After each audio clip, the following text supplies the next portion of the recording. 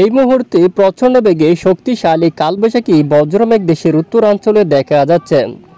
বিকেল থেকে এই মুহূর্তে রাত পর্যন্ত দেশের উত্তরের বেশ কিছু এলাকায় প্রচণ্ড বেগে কালবৈশাখী মেঘ তৈরি হচ্ছে। আজ রাতে দেশের উত্তরের বেশিরভাগ অঞ্চলে কালবৈশাখী প্রচণ্ড আকারে বৃষ্টিপাতের সম্ভাবনা রয়েছে।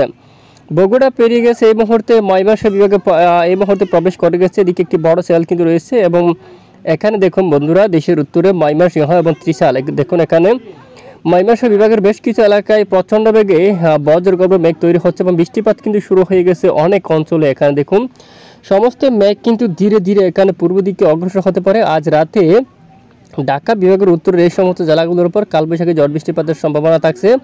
পাশাপাশি সিলেট বিভাগের পূর্ব দিকে অনেক অঞ্চলে কালবৈশাখী বজ্রসহ বৃষ্টিপাতের সম্ভাবনা দেখা যাচ্ছে। বন্ধুরা, এই মুহূর্তে আপনারা সরাসরি লাইভ স্যাটেলাইট ইমেজের উপর দেখতে পাচ্ছেন প্রচণ্ড বেগে মেঘ কিন্তু দেশের উত্তরাঞ্চলে কালবৈশাখী মেঘ, এখানে ভারী বৃষ্টিপাতের আশঙ্কা কিন্তু অলরেডি তৈরি হয়ে যাচ্ছে। আমরা বেশ কিছুদিন আগেও কিন্তু আপনাদেরকে জানিয়েছিলাম আজ রাতে উত্তরাঞ্চলে শুরু হয়ে গেল কালবৈশাখী প্রচণ্ড বেগে ঝড় বৃষ্টি এবং পরবর্তীতে এই মেঘ ধীরে ধীরে পূর্ব দিকে অগ্রসর হয়ে সিলেট বিভাগের দক্ষিণের অনেক এলাকায় এবং এখানে বেশ কিছু এলাকায় বৃষ্টিপাত ঘটাতে পারে।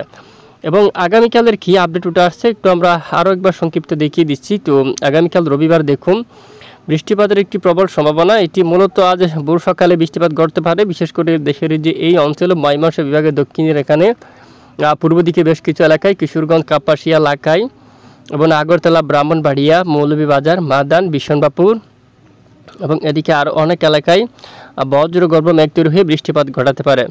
পাশাপাশি চট্টগ্রাম বিভাগের উপর এখানে জলীয় বাষ্প বাতাস প্রবেশ করছে, যার কারণে মেঘ তৈরি হতে পারে। তো রবিবার 5 মে নাগাদ চট্টগ্রাম বিভাগের বিভিন্ন অঞ্চলে কালবৈশাখী প্রচণ্ড ঝড় বৃষ্টিপাতের সতর্কতা কিন্তু উঠে আসছে। দেখুন কারণে মেঘ জমা হতে পারে এবং আগামী 24 ঘন্টার মধ্যে চট্টগ্রাম বিভাগেরও অনেক এলাকায় বজ্রসহ বৃষ্টিপাতের সম্ভাবনা থাকছে।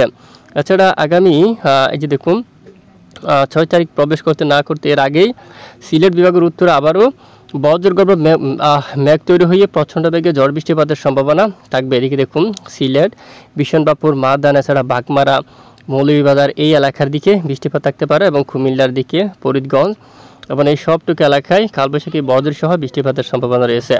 পরবর্তী এই যে আপনারা দেখুন পরবর্তী 3 দিনের বৃষ্টির যে ম্যাপটি আমরা এই মুহূর্তে দেখতে পাচ্ছি, সবচেয়ে বেশি বৃষ্টিপাতের সম্ভাবনা সিলেট বিভাগের উত্তরে এই সমস্ত এলাকা জুড়ে। সিলেট বিভাগের এখানে এই যে বেশ কিছু এলাকায় প্রায় 154 মিলিমিটার এবং বা আরও বেশি। সিলেট, বালাগঞ্জ, বড়লেখা, চরকাই, চাইন্তাপুর, জাকিগঞ্জ থেকে শুরু করে এবং ছাতকবাজার, বিশনবাপুর, পেনারবাগ, জগন্নাথপুর, নেত্রকোনা, কেন্দুয়া, বাগমারা এই সবটুকু জেলার উপর বৃষ্টিপাতের সম্ভাবনা থাকবে। কিশোরগঞ্জ, ঢাকা বিভাগের বিভিন্ন এলাকায়, এছাড়া আগরতলা, কুমিল্লা, সেনবাগ, ফরিদগঞ্জ, মতিরহাট, এছাড়া ফরিদকুটি উপজেলা, এখানে চট্টগ্রাম, খাগড়াছড়ি, পাহাড়ি সব এলাকা জুড়ে কালবৈশাখী বজ্রসহ প্রচণ্ড বৃষ্টিপাতের সম্ভাবনা, সমুদ্র অঞ্চলে বৃষ্টিপাতের সম্ভাবনা এবং খুলনা বিভাগের অনেক এলাকায় বজ্রসহ বৃষ্টিপাতের সম্ভাবনা থাকছে পরবর্তী 3 দিনের রিপোর্টে। তো দেশের দক্ষিণের উপকূলীয় অঞ্চলের ঝড় বাতাসে কিন্তু বইতে পারে। আমরা যদি একটু দেখি, দেখুন আগামীকাল থেকে দক্ষিণের উপকূলীয় অঞ্চলে ঘন্টায় প্রায় 45 বা 50 কিলোমিটার বেগে ঝড় বাতাস বয়ে যেতে পারে, তা কয়েকদিন অব্যাহত থাকার সম্ভাবনা রয়েছে এবং সমুদ্র অঞ্চল কিছুটা উত্তাল থাকতে পারে। তো এই হচ্ছে মূলত সংক্ষিপ্ত আপডেট। এতক্ষণ আমাদের সঙ্গে থাকার জন্য ধন্যবাদ।